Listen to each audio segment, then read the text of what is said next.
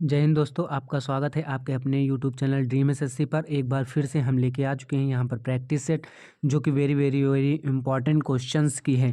इसीलिए इन सभी क्वेश्चन को ध्यान से पढ़िए और इनमें से स्कोर कीजिए। और आपको बाद में कमेंट बॉक्स में बताना है कि आपका कितना स्कोर रहा इसमें से। ये बहुत ही इंपॉर्टेंट क्वेश्चन है, इसीलिए बिल्कुल भी स्किप मत करना वीडियो को। तो पूरे क्वेश्चन को ध्यानपूर्वक पढ़िएगा। चलते हम अगले क्वेश्चन की ओर, जो कि हमारा पहला क्वेश्चन है। वो है प्रश्न संख्या 1। भारत के संविधान का कौन सा अनुच्छेद अस्पृश्यता की अवधारणा को समाप्त करता है? यानी जो अस्पृश्यता का अंत है, अस्पृश्यता का अंत है वो किस में है, कौन से आर्टिकल में है? आर्टिकल 15 या फिर आर्टिकल 16 या फिर आर्टिकल 17 या फिर आर्टिकल 18? तो देखिए, जो हमारा अस्पृश्यता का अंत है वो हमारा है आर्टिकल 17 में। आर्टिकल 17 में निहित है अस्पृश्यता का अंत। बात कर लेते हैं हमारे अगले क्वेश्चन की। हमारा जो अगला क्वेश्चन है क्वेश्चन 2।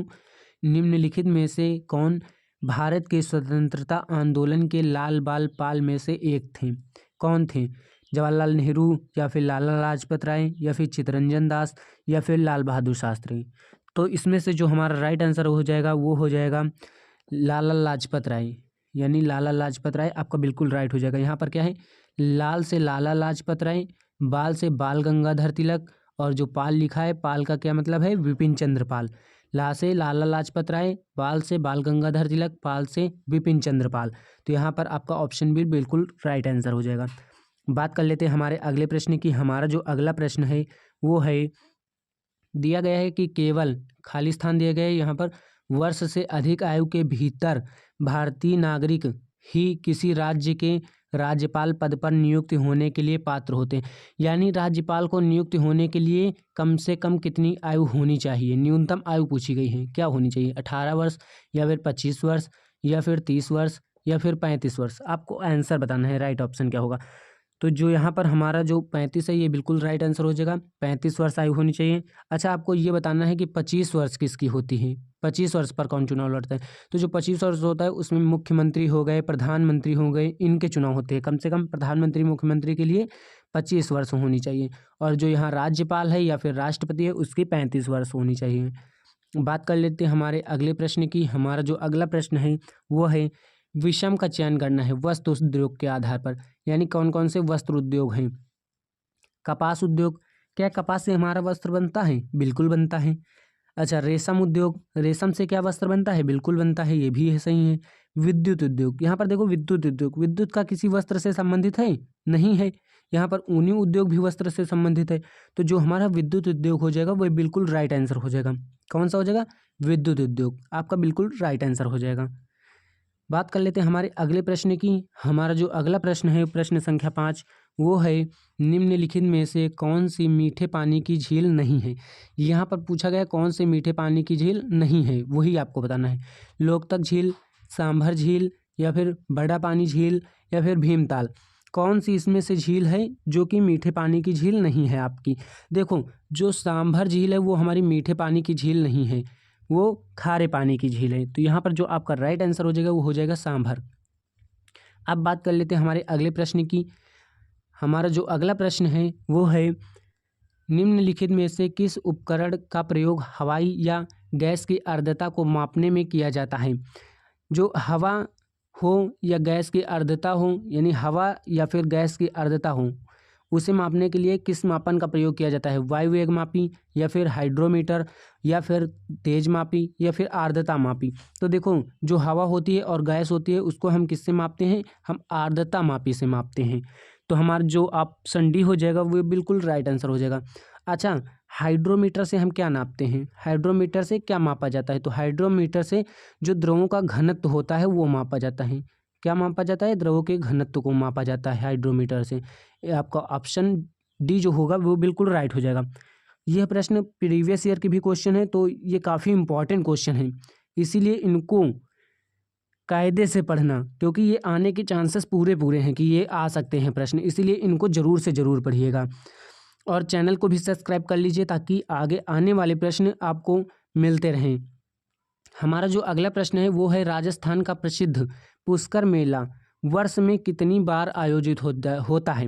यानी देखो यहाँ पर राजस्थान का प्रसिद्ध पुष्कर मेला पूछा गया है। इससे आपके दो क्वेश्चन बन सकते हैं कि ये भी पूछा जा सकता है कि जो प्रसिद्ध पुष्कर मेला है वो किस राज्य में लगता है, तो आपका ऑप्शन हो जाएगा राजस्थान। राजस्थान में लगता है तो वर्ष में कितनी बार लगता है पूछा गया, तो कितनी बार लगता है, एक बार या फिर दो बार या फिर तीन बार या फिर चार बार।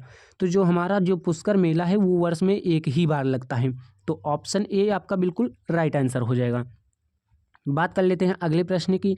हमारा जो अगला प्रश्न है वो है यूकी भांभरी निम्नलिखित में से किस खेल से संबंधित हैं। जो यूकी भांभरी हैं ये किस खेल से संबंधित हैं, टेनिस से हैं या फिर क्रिकेट से हैं या फिर बैडमिंटन से हैं या फिर वॉलीबॉल से हैं।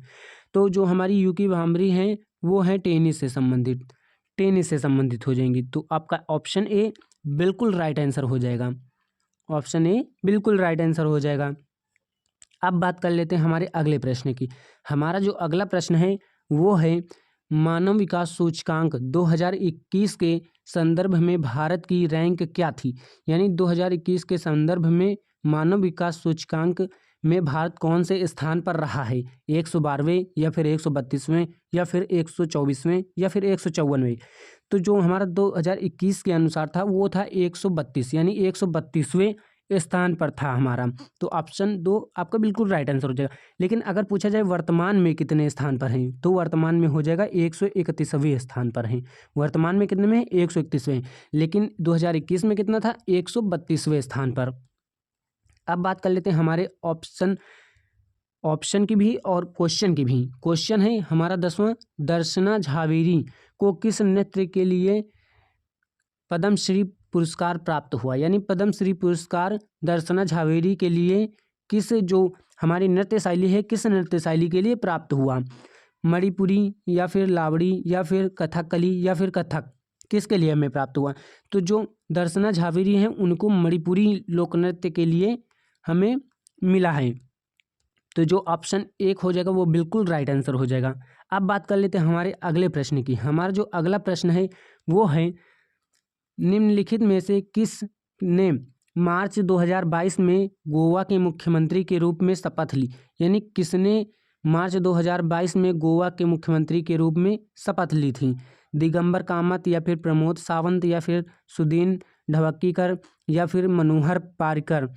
अच्छा, जो हमारा इसका राइट आंसर हो जाएगा वो हो जाएगा प्रमोद सावंत। यानी प्रमोद सावंत ने 2022 में गोवा के मुख्यमंत्री के रूप में शपथ ली थी।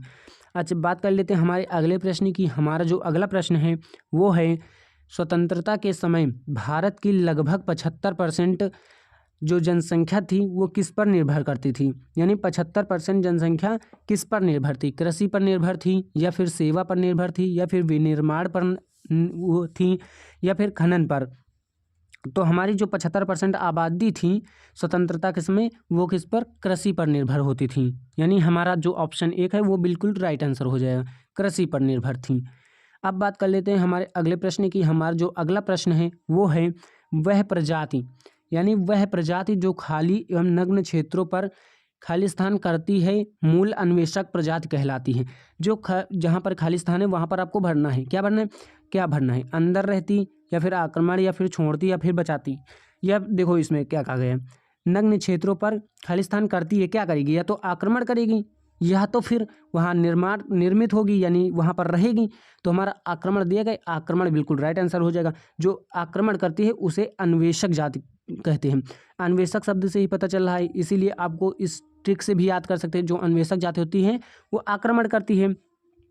अब बात कर लेते हैं हमारे अगले प्रश्न की। हमारा जो अगला प्रश्न है वो है राजगृह कई वर्षों तक मगध की राजधानी रहा। जो राजगृह थी वो कई वर्षों तक मगध की राजधानी थी। ठीक, बाद में राजधानी को कहाँ पर स्थानांतरित कर दिया गया, यानी यहाँ पर कहाँ पर स्थानांतरित कर दिया गया आपको बताना है, उज्जैन में या फिर पाटलिपुत्र में या फिर कांचीपुरम में या फिर तक्षशिला में। तो देखो जो हमारा राइट आंसर हो जाएगा वो हो जाएगा पाटलिपुत्र में। यानी पाटलिपुत्र में इसको स्थानांतरित कर दिया गया। जो राजगृह की राजधानी थी बाद में पाटलिपुत्र में स्थानांतरित हो गई। बात कर लेते हैं हमारे अगले प्रश्न की। हमारा जो अगला प्रश्न है वो है एशियाई खेल 2018 के उद्घाटन समारोह के लिए भारत के या फिर की ध्वजवाहक कौन थे। यानी कौन थे वह ध्वजवाहक, अगर कोई स्त्री है तो उसके लिए थी या फिर पुरुष है तो उसके लिए के। ठीक, अब बात कर लेते हैं कौन से थे, रानी रामपाल या फिर संजीव राजपूत या फिर नीरज चोपड़ा या फिर दीपक कुमार। तो देखो जो एशियाई खेल 2018 में थे उसके उद्घाटन समारोह के लिए भारत के ध्वजवाहक थे वो थे हमारे नीरज चोपड़ा जी, नीरज चोपड़ा थे। तो आपका ऑप्शन 3 बिल्कुल राइट आंसर हो जाएगा। अब बात कर लेते हैं हमारे अगले प्रश्न की। हमारा जो अगला प्रश्न है वो है एक लेखा वर्ष के दौरान घरेलू क्षेत्र के खालिस्तान उत्पादित अंतिम माल और सेवाओं के कुल मूल्य घरेलू आय कहलाती है। यानी घरेलू आय क्या कहलाती है ना, यहाँ पर पूछा गया जो घरेलू क्षेत्र के बाहर उत्पादित या फिर दूर उत्पादित या फिर भीतर उत्पादित या फिर के अलावा अन्य उत्पादित। तो यहाँ पर जो आपका ऑप्शन हो जाएगा वो हो जाएगा ऑप्शन 3। यहाँ पर एक वर्ष के दौरान घरेलू क्षेत्र के भीतर यानी घरेलू क्षेत्र के अंदर, क्या कह सकते हैं इसको, अंदर, घरेलू क्षेत्र के भीतर या अंदर अंतिम माल सेवाओं के कुल मूल्य को घरेलू आय कहलाती है। अब बात कर लेते हैं हमारे अगले प्रश्न की। हमारा जो अगला प्रश्न है वो है निम्नलिखित में से कौन सा लोक नृत्य तमिलनाडु राज्य से संबंधित है। यानी कौन सा लोक नृत्य तमिलनाडु से संबंधित है, घपाल या फिर भांड या फिर लावड़ी या फिर कुंभी। जो कुंभी लोक नृत्य है वह हमारा राइट आंसर हो जाएगा। वह लोक नृत्य तमिलनाडु राज्य से संबंधित है। यह लोक नृत्य केरल से भी संबंधित है, केरल में भी यह लोक नृत्य होता है। तो ऑप्शन आपका 4 बिल्कुल राइट हो जाएगा। बात कर लेते हैं हमारे अगले प्रश्न की। हमारा जो अगला प्रश्न है वो है भारत की पंचवर्षीय योजना का मुख्य उद्देश्य क्या था। यानी 5वीं पंचवर्षीय योजना का हमारा मुख्य उद्देश्य था क्या था, गरीबी उन्मूलन था या फिर अपशिष्ट प्रबंधन था या फिर वनोन्मूलन था या फिर राज्यों का केंद्रीकरण था। तो देखिए हमारी जो 5वीं पंचवर्षीय योजना हुई थी उसका मुख्य उद्देश्य क्या था, गरीबी उन्मूलन। उन्मूलन मतलब हटाना, गरीबी हटाओ हुआ था। अच्छा, वनोन्मूलन मतलब क्या होता है, वन को हटाना नहीं, वनोन्मूलन वन का सुधार नहीं। यहाँ पर गरीबी उन्मूलन हो जाएगा। आपका जो ऑप्शन 1 है वो बिल्कुल राइट आंसर हो जाएगा कि गरीबी में सुधार किया गया था। यानी गरीब लोगों को ज़्यादा ना रहने दिया जाए, मतलब कि उनको बढ़ाया जाए, गरीब लोगों को बढ़ाया जाए, गरीबी हटाओ।